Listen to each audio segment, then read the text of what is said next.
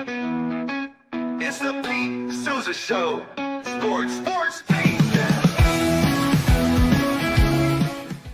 Nobody tells our stories better than our clients. The difference is stark.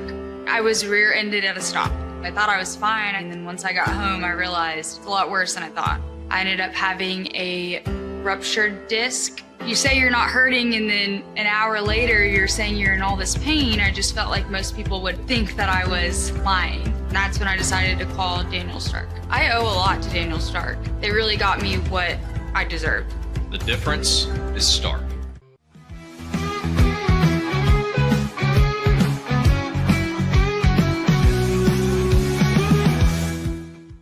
We definitely love our relationship and love Extraco. It's been an amazing experience. They made the PPP process easier. They were reaching out to me saying, what can I do to help you? That made a huge difference because my stress level, when we shut down, to afterwards was night and day. Our experience with Extraco has been phenomenal since the very beginning, so we love Extraco.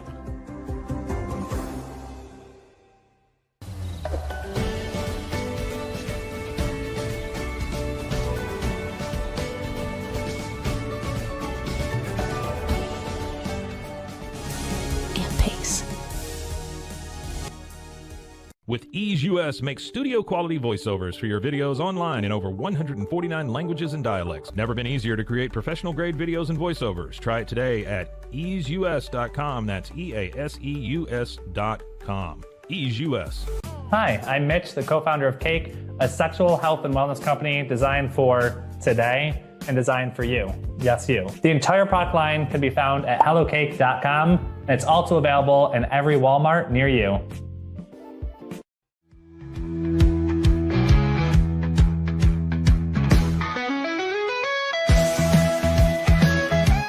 Send money abroad in just a few steps with Remitly. Sign up with your email, enter an amount, choose how your loved ones receive the money, enter your recipient's information, select a payment method, hit send, and relax. Download the Remitly app today. Tervis is all about staying hydrated. Each product is built to last and comes in endless designs to match your personality. Stay refreshed and express yourself with Tervis. Visit tervis.com today and find your perfect tumbler. Looking for tickets to the hottest shows, games, and events? Ticket Liquidator is your one-stop shop for great prices, no hassles, and guaranteed tickets. Whether it's sports, theater, or concert, for the best seats at the biggest events, start with Ticket Liquidator today at ticketliquidator.com. Ticket Liquidator. The You Like Air 3, launched in 2023, ushers in a new era of sapphire ice cooling technology, offering nearly painless hair reduction in just 3 weeks. That's ULIKE.com. You Like.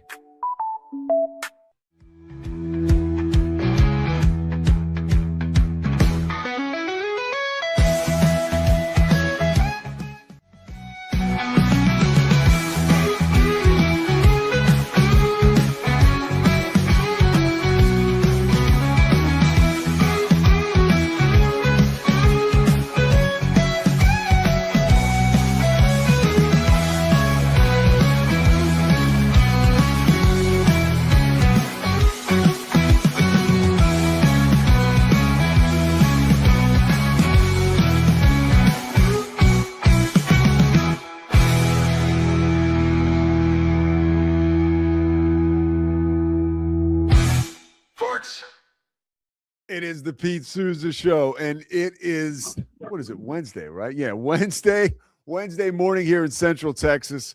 We are presented by Savachix, Daniel Stark Injury Lawyers, Socorro Family Ford, First National Bank of Central Texas. And right now, we're not going to waste any time. When you got a dude like Kevin Smith waiting in the wings, a lockdown corner from Texas A&M and winning 3 Super Bowls with the Dallas Cowboys, you bring him right on. Kevin, what's happening, man?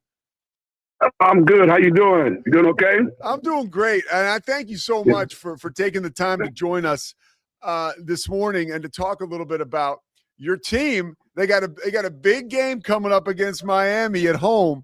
How you feeling about the matchup and your team being in the college football playoff just off the jump? Yeah.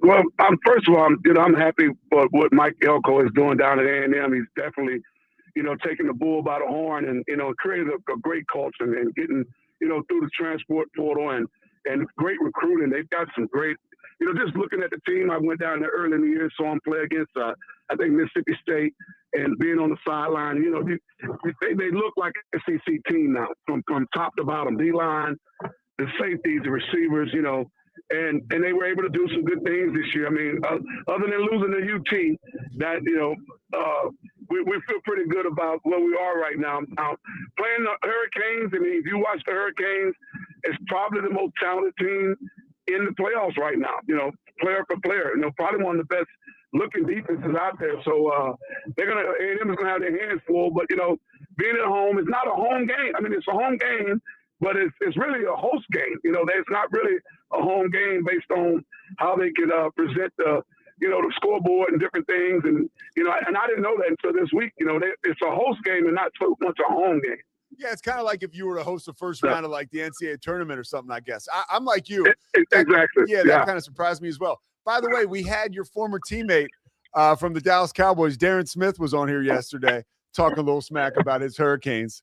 Yeah, how does he feel about the Hurricanes? I think he's a little bit more he's walking on eggshells into this one. I'll be honest. I think I mean, and I'm not. He's very, as you know, he's a very humble, honest dude. And he was like, "Hey, Texas A&M is real good." So he's not looking past at all. How could you? This Texas A&M team. We talk about your Cowboys defenses, and I want to go back to your A&M defenses. You guys were like, because you're probably 4 years older than me. So when I was in high school, I was watching you guys dominate, and when you were the best defense in the country, pretty much, I think, Kevin. Like, when you guys set that tone that is still carried today, that tone set by you and R.C. Slocum, where did that come from? Your guys' ability to just shut down opponents and hold them to like 220 yards a game or something like that? Well, one thing that R.C. did, and Jackie Sherrill and those guys, we had some of the better athletes and the better players. We actually played defense back then, and guys who came in at quarterback like Johnny Holland, William Thomas was a quarterback, Larry Horton was a running back. A lot of these guys converted, from their freshman year. Then, hey, you know what? That guy might be a better corner. I was a receiver in high school. I played corner in high school as well. But a lot of schools, U of H, LSU, a lot of schools recruited me as a receiver. But RC and Bob Davey and those guys, they wanted to create that wrecking crew, that reckless type, rush on the end, send the guys on the outside and play man-to-man. Myself, Derek Fraser, and big safeties like Patrick Bates, and all these guys. Everyone in my secondary, when I say our secondary, went on and played in the NFL. I mean, so if I'm talking about guys that were third and fourth stringers, Steve Lofton, Kerry Vincent, names that are not too familiar, these guys were like the third and fourth and fifth corners. And they all went on to the NFL because they were just great athletes. And by the way, both of those guys could run 4.240s. That helped a little bit as well. But it helps a lot, trying to get in the NFL. But we just had our best athletes play defense. And now, when you look at the wide open offenses, those guys are now KC Concepcion, and those guys now are playing offense. And then you got to figure out how to match them up, find some guys to match up against them now. Kevin, how? You played so physical at cornerback. You mentioned about guys with speed. You really had both. You had the physicality, you had the quickness and the speed. How much different is the position of cornerback being played today? Like, how much different will it look Saturday when A&M and Miami lock up as opposed to when you were trying to lock guys down? I think you have to. I think it's more scheme now. You don't see the matchups, the one-on-ones, because and again, it's because of the rules now. The rules don't allow you to be as rough as we were, and even before us, when Lester Hayes and those guys played with the stickum. You can grab a guy and run with him all down the field. But I don't know how. And people ask questions about Drew Pearson and all those guys. When they got 1,000 yards. It really meant 1,000 yards because a guy could hold on to throughout. You had to really tangle with a guy all the way down the field. And we had the 5-yard bump rule, where that bump rule has kind of been eliminated a little bit. So, it's a little tougher. And I think you have to scheme more with coverages and mix and match coverages with zones, which is a whole lot different. But my physicality came from my high school, which is in the state championship as well. So I got a busy weekend. So West Orange Stark plays Friday at 3. The Aggies played 11. Then I got to be out at Cowboy Stadium for 12. So I got a whole weekend of football, but a lot of the physicality and the toughness, mental toughness came from my high school. And I want to send a rest in peace out to my high school coach, Dan Hooks, who passed away last week. Most of the people who know high school football know Danny Ray Hooks and what he meant to West Orange Stark football. And I want to, just send an RIP out to my coach. No, and let's talk a little bit about that. What did you learn from Danny? Because I want to ask you, what you learned from guys like Bob Davie, R.C. Slocum, and Jackie Sherrill, and how that helped you get to the NFL. But what about Danny playing for Coach really prepared you not only for more football but for life? It was the beginning of my football journey, and other than Little League football. And I'm working on a book right now with Clarence Hill and John Jacques. Oh, wow. Beat writers for Dallas Cowboys, and the name of the book is A Fly on the Wall with Greatness. And I was just a fly on the wall, sucking in all this greatness from Danny Ray Hooks, Cornell Thompson, who was at West Orange, the Brain Trust, and they had a program, an all-season program. And as a ninth grader, I was about 120 pounds. I couldn't even lift the bar. And, one thing that I was telling the story about Coach Hooks, he saw me out there running around, and he saw something in me that I didn't see in myself. And once I start believing in myself, then that's the one thing Coach Hooks would instill in the guy. If he trusted in you, he believed you, and he called my name on a lot of plays that helped us win state championships. I mean, he would single-handedly just call me out and say, "Pup, you get in there. I want you to run this route." He'd drop a play in the dirt, and he would depend on and trust on me, and that's one thing I'll always remember from him. Yeah, and it kind of it reminds you of what the game's all about. Just you sharing that story to me. You know what I mean? It's like, drawing the plays in the dirt. I'm better than you. I'm going to go out and make a play. When you get to Texas A&M, there was a toughness around being a Texas A&M Aggie. When you see Mike Elko's team taking the field now, do you feel like that is somewhat of an extension of what being an Aggie really is all about? Most definitely. And then in the one game that really sticks out, the South Carolina game, those guys are down, I think 27-3 or whatever the score was, 30-3. And, I was watching it on TV. It was, again, an early 11 o'clock game, so I hope they don't come out flat like that this week. But, at halftime, you would think, any other stadium, you would see, you see patches in the stadium. People would start leaving and headed to the tailgates, and we're just going to drink our problems away. But no one left the stadium, and none of those kids gave up. And it showed what true Aggie spirit is, to never stop, never lay down. And that one game really shows you what Mike Elko has instilled in those guys. And it saved their season, because if they lose that game and then stumble into the Texas game and lose, then they may not be in the position that they're in right now. But right now, because of that, they have an opportunity to do something that no Texas A&M team has done in 50, 60 years, more so than what we did. And I tell people all the time when they ask me, "Hey, man, what do you miss about the games? Or what do you think about, what's your favorite plays at A&M?" And I say, "You know what? I don't dream about the best plays I had at A&M. I dream about the plays I didn't make and what could have changed the game." Because a lot of the games the few games that I lost at A&M, it was by less than a touchdown or two. 10 points, less than 10 points in most of those games. Man, it's amazing how defense was the recipe for success for you guys, and against Miami, it's going to have to be the recipe for success again for Texas A&M in this game Saturday. What jumps out to you as a cornerback about Miami's offensive attack? Well, of course, they have a veteran, quarterback that's been in that spotlight before. He's been in the big game. Beck is going to be. I don't think you can rattle him too much. There's nothing you can do other than hitting him and making him fumble the ball and putting some good pressure on him. But I don't think talking to him and chanting to him and the crowd, I don't think that's going to affect him, that much. So having him as their quarterback and their general on the field, that one thing is going to be the thing that's going to help Miami. Now, don't get me wrong. He's going to have to hear that A&M crowd. That's going to be a problem. I think we'll have more people than Miami will have in the stands. But what sticks out is their receivers. They got talent. I mean, they got some speed. And, one thing that A&M is, if I say they struggle anything, it would be on the deep ball. So I would expect Miami. If I was Miami, I would try to, I wouldn't I would throw the ball deep. I would take a couple shots to see if, worst can happen is an interception, but, interference or even make a catch. And that's one of the things that A&M has been vulnerable against this year on the corner, both corners, with Lee and my other guy, I can't think of the corner name, but number 2, but they're vulnerable of giving up the big play. So we got to defend that post, defend that big play. When you talk about I love, by the way, your breakdowns. This is awesome. And nobody's better qualified to ask this follow-up question than you are. You played a ton of big games, dude, at every level. And the 3 Super Bowls speak for themselves. And there's a ton of, big games on the road to those Super Bowls. In a game like this, of this magnitude, what is your instinct as a cornerback? Do you play disciplined or do you play aggressive? You play what you saw on film. I mean, you really got to play with the analytics.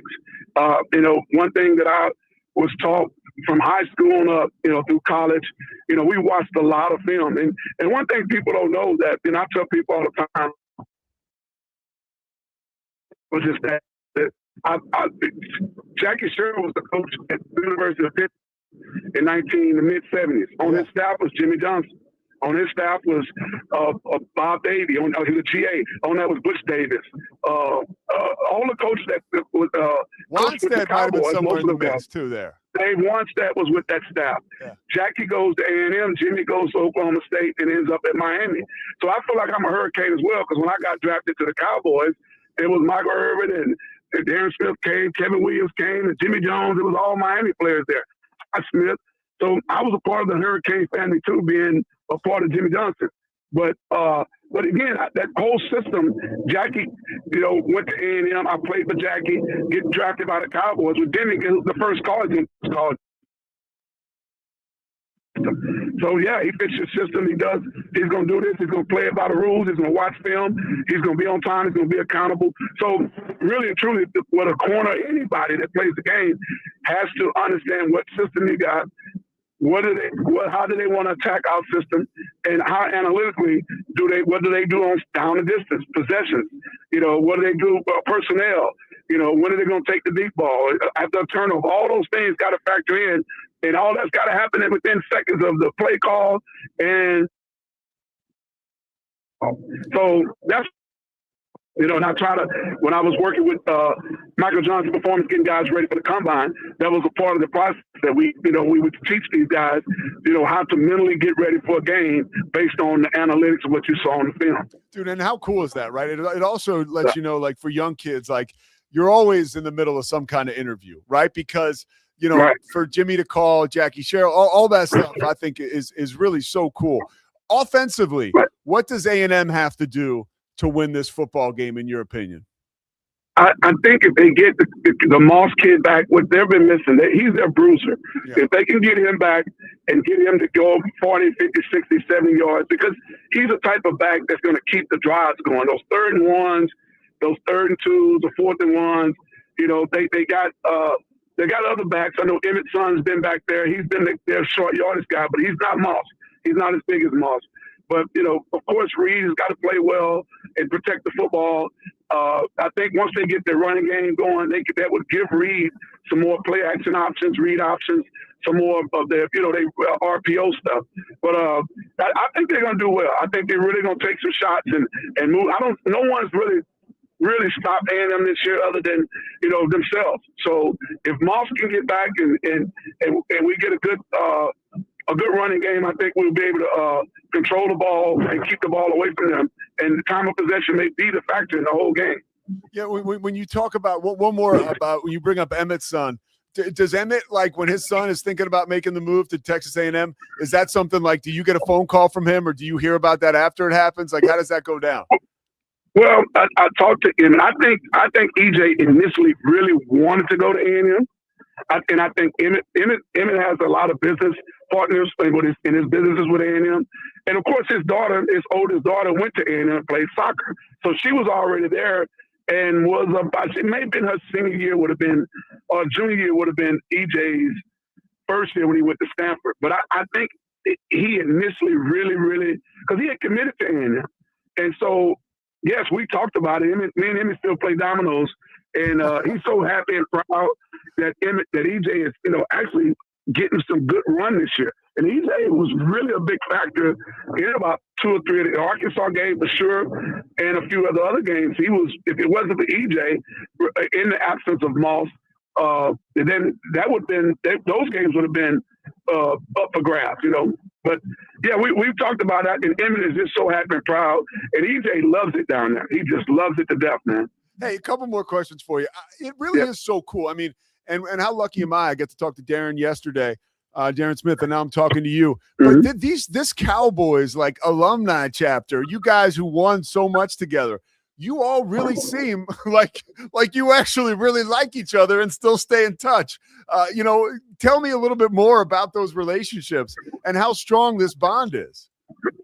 Well, I'll say this, you know, Troy does a lot, Emmett does a lot. I have a restaurant here in Dallas, and so I host a lot of events. You know, we've had Larry Allen passed away. Yeah. We had offensive lineman Tony Houston, Hudson passed away. You know, we had some guys in the last 2 or 3 years pass away. So we try to get together at least 4 or 5 times a year.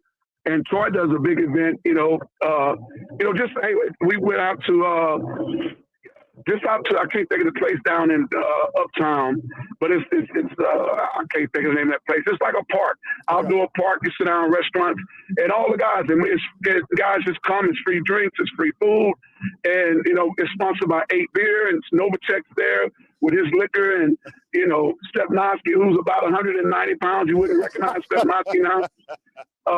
Big Mark Stepnoski and Leon Lett showed up at one of the last events, and Eric Williams. And so we get to see each other. There's a guy named Anthony Montoya who worked in the locker room. He was kind of our go-get guy, go get this, go get that. And so he's got a database of almost all the guys, and we on group text. And when I have things at my restaurant, we do domino tournaments and spade tournaments, and Big Flozel Adams, and not just our era, but we get guys, Keith Davis and some of the 2000 guys. They come through, Brady James and all those guys. But so we do still communicate, you know, and the Cowboys do events, but those are more formal. Yeah. And we don't really have a lot of time because, you know, we getting rushed on the field and rushed here, and then you 5 go to that suite, you 5 go to that suite. Whereas these events are more laid back, and there are no fans, there's no crowd. It's just us in a building. We got a roped off area. Katy Trail is what Troy did one of the last events at Katy Trail. Yeah. On that bar on Katy Trail, right? That's a cool place. Yeah. Beautiful little area. It was a beautiful day. I mean, I can name guys the game, Jason Garrett, and everyone shows up if they're in town, and some guys that are not in town will fly in. James Washington was at a few of them. So, yeah, we stay in touch. I talked to Dan Woodson probably more than anybody. I text Mike early in the week. I hadn't heard this, but we do know when you text Mike, expect a call about a week later. And then Mike will call he will call just like you just, hey man, what's I saw your text. Mike, that was 10 days ago. Okay, what's going on? That's Mike Irvin. Hey Kev, what's the name of the restaurant? Your restaurant? It's called Echo. It's called Echo Lounge. So it's a restaurant and lounge. Yeah. My man. And you know what's funny is like, you talk about that most of the alumni groups, that's when they get together, is when teams have events. Like you guys are really still so close. And look, man, I was born in Philly. I'm an Eagles fan, but there is mad respect for the Cowboys, and just not only you guys are all great guys. You had this reputation like you were these outlaws, but you all are like, I don't know, every time I get a chance to talk to one of you guys, I'm so impressed. Whether it's Babe Laufenberg, who was a little before you, maybe. Babe was a great guy. Babe actually. Cool. We were. The one thing about it, we hung out. I mean, we were able to hang out. We didn't have a social media world. Our practice facility was. I mean, I remember people just walking out in the middle of the field. I mean, we didn't have this high-tech security. I mean, I remember people just walking straight out in the middle of the field and hugging Troy. You know, I'm like, where's the security around here? You know, I mean, we had no cameras in the locker room.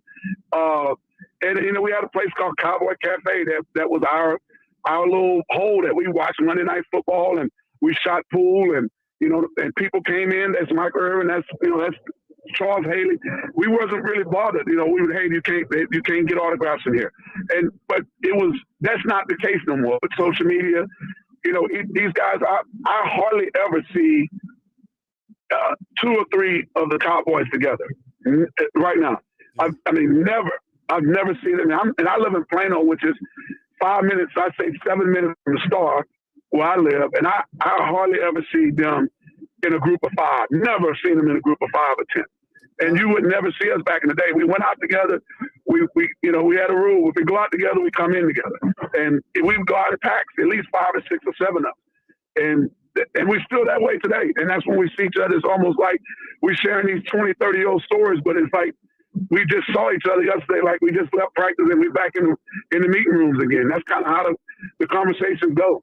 That is magical. All right, last question for you before I let you out of here. Who's going to, like, I know you're going to say A&M, but who's going to win the game? And if it is A&M, what do you think their ceiling is this season? I think A&M, confidence, the next game, I think, will be in Dallas, the Cotton Bowl. So that's again, it's not a home game, but it's on home turf.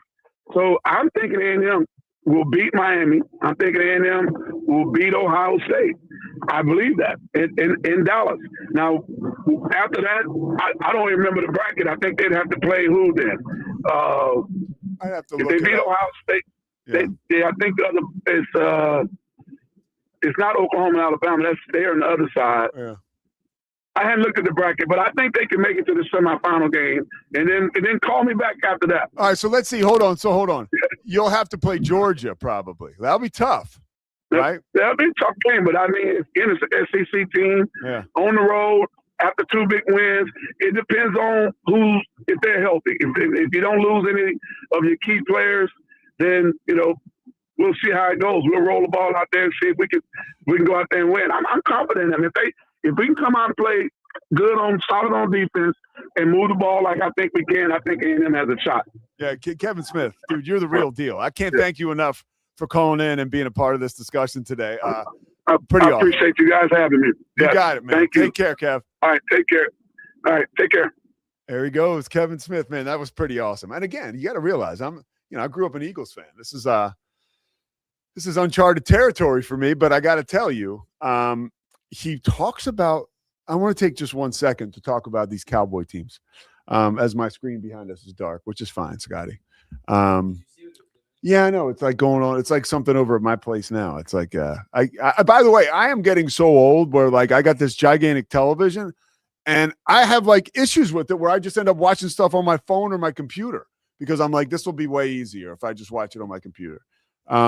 So some of the things I watch though are like way too old. NFL games and highlights, and boy, that dude just gave us, honestly, I mean, yeah, the Cowboys were uber talented, and you can't ever take that away from them. And they had an amazing coach, right? Amazing coaching staff, as we got into that a little bit with Kevin there. But that cohesion that they had off the field that really does carry on to the field, whether it's a basketball court. I think of the Villanova 1985 team. Those guys were like brothers. And like when you're just that close, you can do anything together. And, that's a Villanova basketball team, the team that upset Georgetown in 85. They were talented, dude. They were way more talented than people give them credit for. But this Cowboys team, like these teams, they were elite level talent and they were elite chemistry wise. And, as things got, as the dynasty started to dim, right? Things got pretty dark. We know some of the stories, like the Everett McKeever, Michael Irvin stuff. And like, yeah, there were dark moments. There's dark moments in anything, especially when you have these high performers with egos chasing success. It's like really an amazing thing to watch on the field. And there's a lot going on personally, right? With your hunger, and you're almost become like a conqueror. Some of these young men that are in these positions, but like, you're not going to war alone. You're going to war with guys who you look to your right or left. Like these are your brothers. And like, it's not one of those deals where, I was talking yesterday, I did an episode for the payoff with Pete, Stories of Sobriety. And I had this guy, John Bucati, on, and he played football at Kansas. And I was asking him about like, what he did off the field. Now, this is a special case because the guy is sober now, many years, but he was an alcoholic in active addiction. But he would be at practice the next day, And the guys to his right or his left, like they had no clue what he'd been up to, because I mean, he didn't say they were choir boys, but they weren't like him, so the Cowboys, they turn to their right or their left and they smell somebody smelling like Jack Daniels. Well, they probably smell like Jack Daniels too. Or if they don't smell like Jack Daniels, at least they understand why that guy does, because they know what he was up to, because they're that close to him, right? And like that is something that I find to be so terribly special about some of these amazing teams. And that Cowboys team, I mean, and another thing, you got to put a feather in the cap of like North Texas and the Dallas metropolitan area, where like it's a kick-ass place to live. Like, so all those guys, why would you leave? You're still a celebrity. Like I talked to Kevin Smith, I'm sure Kevin Williams still hangs out there. He's like, it was like a special teams dude, punt returner on those teams. But like, if I played for the Cowboys during that time, you'd have to kick me out of the DFW metro area. You do anyways now. So, all right, the Pete Sousa Show. We're going to take a break. We're going to come back, short segment, and then we'll get out of here. It is a college football playoff Wednesday. I just taped Inside the 12 with our buddy King McClure. We taped 2 episodes. One was a Christmas episode. Boy, that King is great.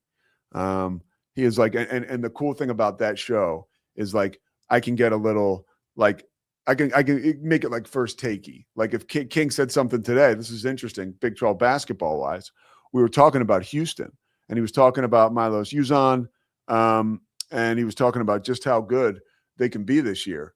And he said that their ceiling is higher than last year. I was like, well, King, they lost the national championship by like 3 points. So you're telling me they're going to win the title? And he said, I'm not saying that. It was great. We get to do those back and forth. He gets to call me old and stuff. And all this is for your viewing pleasure. Coming out in Big 12 cities all across America and True TV. All right, the Pete Sousa Show steps aside. We'll come back and wrap it up on an abbreviated Wednesday, but a Wednesday nonetheless. Serving Central Texas since 1889, TFNB, your bank for life, takes pride in being more than a bank.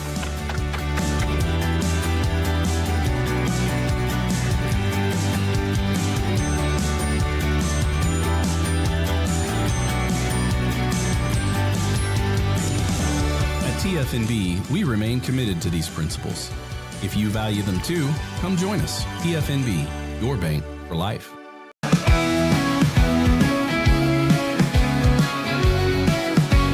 With a focus on performance, design, and customer service, we're here to help you work smarter, not harder. Join us on our journey to simplify your world. Visit acasis.com today. That's ACASIS.com today.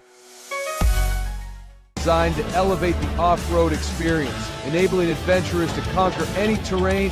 For 50 years, you've trusted us on your toughest recoveries, to your most breathtaking destinations, and in countless unforgettable memories.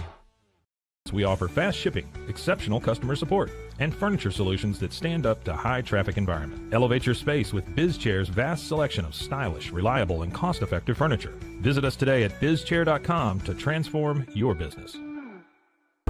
But boy, it looked effortless. Man, watch this. Layups, floaters, threes. He was like an unsolvable equation. I was born like this. His resilience, his strength, his belief, adversity never stood a chance. Know your power. VivoSun's mission is to empower growers with stylish and effective products, making indoor growing accessible and enjoyable for everyone. Visit vivosun.com today and get started making growing plants and vegetables easy and automatic. WhyPersonalLoans.com. Request a loan anytime. Our partners can offer loans up to $35,000 with varying rates and terms. Review your loan offer with no obligation and decide what works for you. Visit PersonalLoans.com today. So all you have to do is tap your Popple to the back of someone's phone, like that, and they instantly get your social media and contact info right on the screen. They don't need an app or a Popple to receive your info. So get your Popple today and start impressing everyone you meet. Make it pop. Is your Mac running slow? Mac Booster 8 is your all-in-one solution to clean up 20 types of junk files. Get your Mac running like new again with Mac Booster 8. Visit macboost.net today. It's the Pete Sousa Show.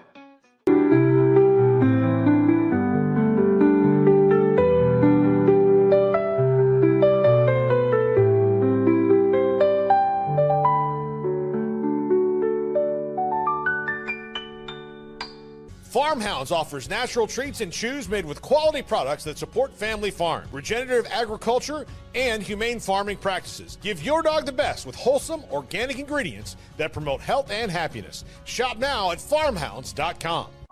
Circulon C1 Series Clad with Scratch Defense Non-Stick. Maximize cooking, minimize cleaning. Discover the unmatched durability and elegance scratch-free, worry-free, forever.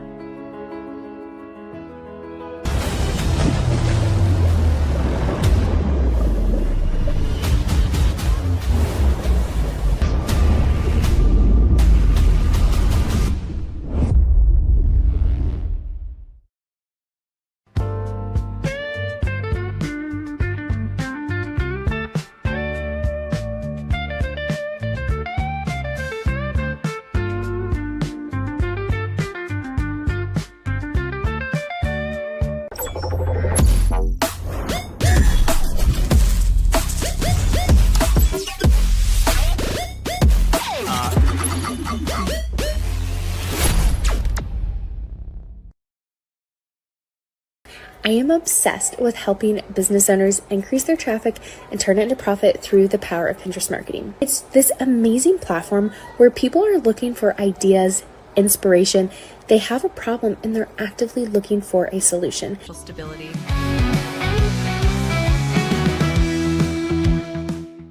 The Pete Sousa Show continues on a Wednesday. Matt Mosley's coming up at 1 o'clock. He and Scotty Swingler were over at Brazos Landing yesterday. I went over there to visit with them.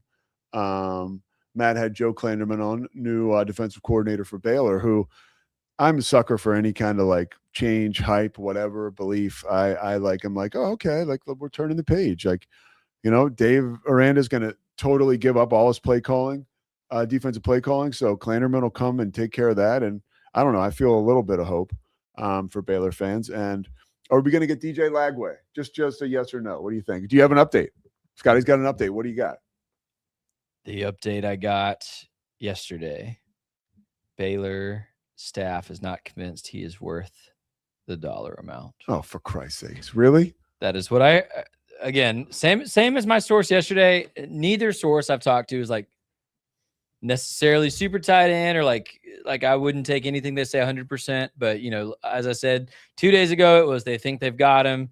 Yesterday, a different person reached out to me and said, staff is not sold on him, doesn't want to pay him. To which I would say, just freaking pay him. That's like falling in love with the girl and being like, I think she's the one. I you know, this feels great. And then we go to dinner and she gets 2 glasses of expensive wine. And I'm like, you know what? I don't know. I don't think we can do this. Come on, guys. Just from a PR perspective, you need some juice, dude. Yep. Christ, give the guy what he needs and figure out the rest on the back end. Whatever. So let's stay with college football. Another clumsy situation. This is beyond clumsy. It's actually tragic. Sharon Moore. I've been giving a little bit more thought to this. I haven't talked about it since we did a little riff on it last week after everything went down. The situation, by the way, Jim Harbaugh told Dan Patrick that he texted Sharon Moore after everything went down. Like, isn't that a phone? Isn't this a phone call type deal? I thought, like, I was like, I think it's a phone call, right? Maybe. And then if he doesn't get it, then it's a text, right? This is phone call status. And trust me, I'm the first guy to hide behind a text or just because the phone can feel like it's 500 pounds sometimes. But like, I think this is a phone call deal. That's just me. Jim Harbaugh, obviously wildly successful as a coach and at life. So what do I know? But that's the one thing that jumped out to me about that. Another thing about this, as we learn more about this, right? You learn more that this affair was alleged to have gone on for years. And that is you want to talk about powerful people feeling invincible. And I think Michigan, and I'm not saying like, oh, you know, this is another deal where a guy like Paul Catalina likes to throw around like Ward Manuel's name because he knows the name of the AD. Ward Manuel, Tony Petitti. Ba-da-da-da-da. We got to get Catalina's Tonight Show going soon. Oh, I can't wait to see what happens with that. Anyways, Ward Manuel is Michigan's athletic director. And under I guess on his watch, you would say, there's been a ton of stuff that's happened with this Michigan program. The Connor Stallions thing, then the Jim, remember the sign stealing, then the Harbaugh stuff. Then, Sherrone Moore was expected to be, I think he was suspended this year for a game because he was linked to that. And I think maybe he had another game coming just like on that suspension. I could be wrong there, but like there's been a lot of stuff that has gone down at Michigan, which has cast a dark cloud over the university, but it also gave a feeling of invincibility around the university. Like if you're Sherrone Moore and you're having this affair, you've got to be drunk on some kind of bullshit, right? That makes you think that you can continue to carry on this extramarital affair with a woman who works in your department. Rumors are everywhere, like wildfire, that you are carrying on with this younger individual who works for you. Like this isn't like, and I was thinking this morning because I heard Mitch Albom and Jeremy Schaap talking about this. Like you want to talk about a couple qualified dudes to talk about. And this is what I think, by the way, sports journalism is missing now. As much as, and I think everybody was really fair in the way they handled this, right? Like, let's say the guys from On3, like I was watching Andy Staples when this happened. And he was really clear to be like, look, we're going to talk about the football side of this. We can't really get into what's going on off the field because we don't know. And not like that's not what those guys do at On3. Maybe Pete Nakos a little bit, or Nakos. He does a great job, whatever he does.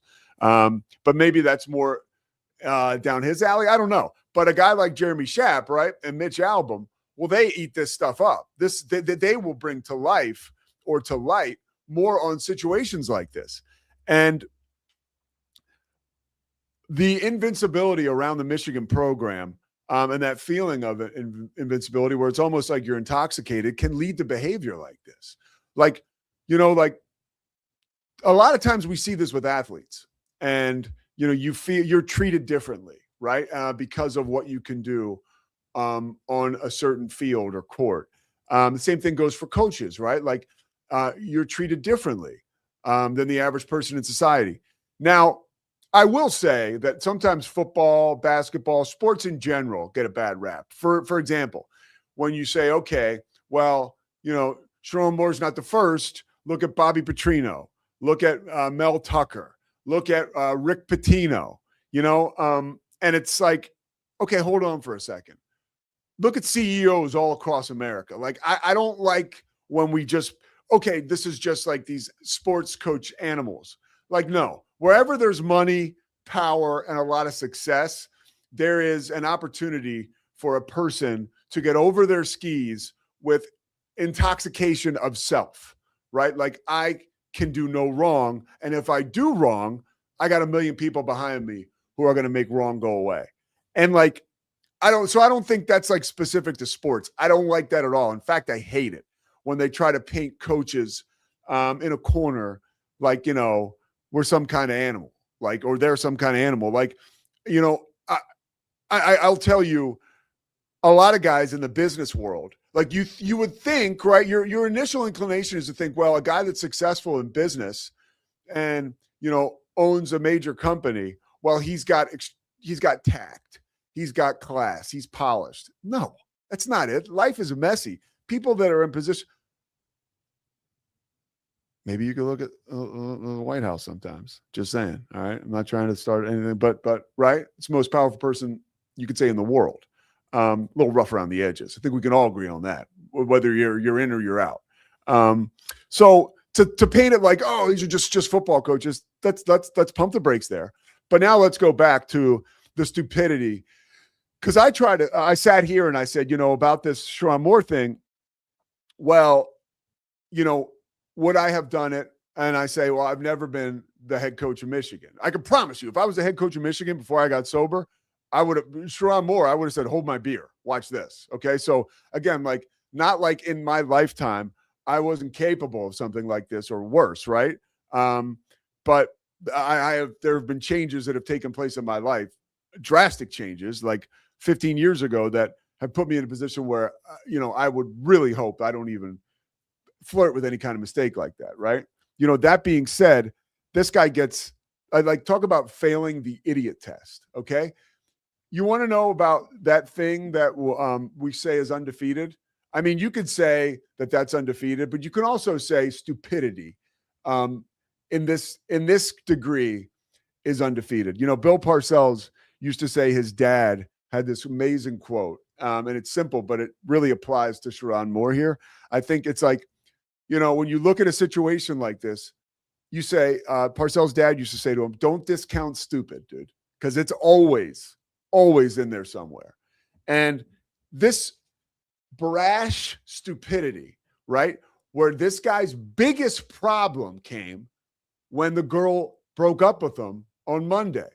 Like, you would think, right, if you're having an illicit affair with someone and you're married, you have 3 kids, and you're the head coach of, you know, whether they're transactional or it's transactional or not, you still got young men who you are a leader of, right? Like 17, 18-year-old kids, dude. Like, worst example ever you're setting. Okay, I get it. You made a mistake, but you carry on this affair for years, and your biggest issue comes when you get dumped. That's when everything comes to light, because you go bananas. So I like this. I try to keep a real, like, thoughtful perspective on this, but like at the more and more I learn about that. And then he texted the OnlyFans girl after he got out. Like, bro, like, don't do that. Like, that's like relationship 101. First of all, like, that girl's not looking for a text from you, so don't send her one. And 2, how is that going to bring that? That is, again, self-will run riot. Let me do something that will affect change in the situation. Like, you're out of moves, Jack. Like, that is very clear here. So I would stay away from firing off unsolicited texts to randos that are on OnlyFans, right? That's just like, that's the one thing the judge didn't tell him to do, or didn't tell him not to do. But I guess, like, you know, and that seemed like that judge covered everything. But he didn't cover that. The judge should have been like, and don't get on social media at all. You know, like a parent putting their 14-year-old to bed. I'm letting you go upstairs with the phone, but don't get on social media. Like, we didn't know he needed that, but apparently he did. So this is a bummer. I still, we haven't heard any of this guy. We haven't heard his side of it. But you know, it's the more you learn, the more you're just like, what in the world? You know, like, at some point, you got to just say, like, whatever happened to crazy? You know, like that might be it, you know? So the situation sucks, but I have been thinking that stuff, and you know, it's certainly worth sharing it for you guys. And then he goes over to the girl's house, by the way, and tells her that her blood is going to be on his hands. I haven't talked about this yet. My blood is on your hands. Like, you ruined my life. Like, no, she didn't. You ruined your life. And I get it in the moment, like, that rage and that insanity can take over temporarily, but I hope he's sitting now with a clearer perspective, being like, yeah, this is my bad. I'm sure he is, to be honest with you. That's an easy one. But we're back to football tomorrow, and maybe a little bit of shenanigans. Sean Alexander is going to join us. Yeah, that's right. That's Sean Alexander, number 37. Alabama great. MVP of the National Football League with the Seattle Seahawks. Talking some smack about Alabama, Oklahoma. By the way, our Teddy Lehman interview is up to like 11,000 views. So good for you, Sooners fans. We've gotten a lot of subs out of that, and I appreciate you guys joining the party. Everybody else can join the party too. Just go to the Pete Sousa Show page. You can watch all the interviews, all the videos. A lot of fun stuff going on around here at Rogue Media Network. Scotty and I are going to dinner tonight because I'm going to pay off my Bill Belichick loss. I plan to recap that tomorrow, by the way. Okay, that's a great idea. Do you want to make a bet on a college football bracket too? Yeah, I'm an idiot. Yeah, I'll do like double or nothing. Let's go. But we're still going to dinner tonight. No. I'm not double or nothing. No. I want my meal tonight. All right. Diamondbacks, here we come. The Pete Sousa Show is presented by Slovacics. We will see you tomorrow. It's the Pete Sousa Show. Sports. We definitely love our relationship and love Extraco. It's been an amazing experience. They made the PPP process easier. They were reaching out to me saying, what can I do to help you? That made a huge difference because my stress level, when we shut down, to afterwards was night and day. Our experience with Extraco has been phenomenal since the very beginning, so we love Extraco. Show. Sports. Nobody tells our stories better than our clients. The difference is stark. I was rear-ended at 70 miles an hour. I was injured, had a concussion. The insurance company, they delayed. They were playing games from the initial conversation. They weren't going to help me. The biggest thing I learned through this is that you can't go through this alone. I called Daniel Stark. They were going to help me and everything was going to be all right. Daniel Stark got me 10 times the insurance company offered. The difference is stark. Sousa Show. Sports. Our professionals are not only experts in managing urgent concerns, but also in providing top-notch preventative health care.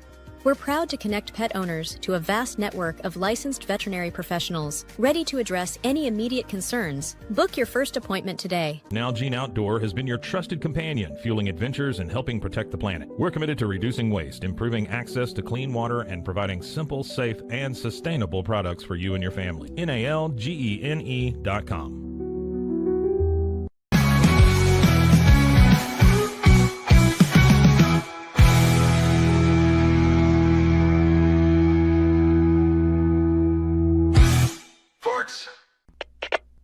We are Rogue Media Sports.